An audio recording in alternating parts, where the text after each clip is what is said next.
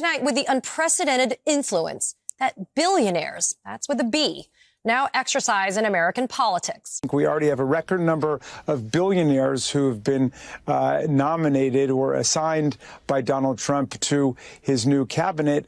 There's a name for that, and it's called oligarchy. It's government for the wealthiest and not for the working people. Because you're all people that have a lot of money. I know 20 of you, and you're rich as hell.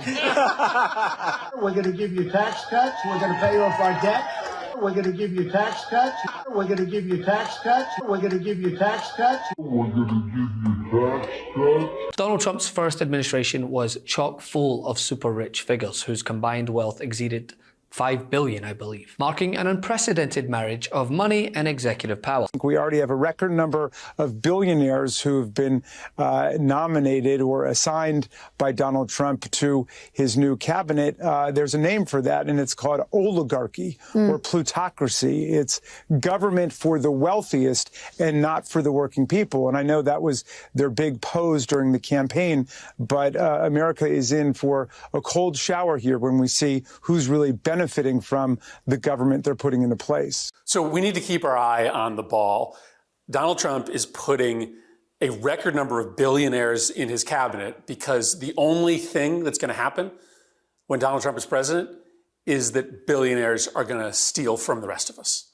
Like, that's what the Trump administration is going to be. A massive tax cut for billionaires and millionaires. The wholesale turnover of government to benefit billionaires, while the rest of us get screwed. Higher taxes, higher prices for regular Americans, less consumer protections, all so that the billionaires who are in Donald Trump's cabinet and all their other billionaire friends can make even more money.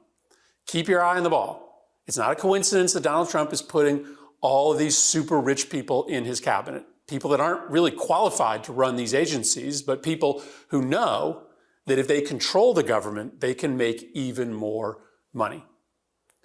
There are so many billionaires in this cabinet that the collective wealth of Donald Trump's cabinet is higher than 169 countries.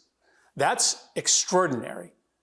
And it exists for one reason and one reason only. You are getting screwed in order for the billionaires that Trump is putting in charge of the government to get even richer.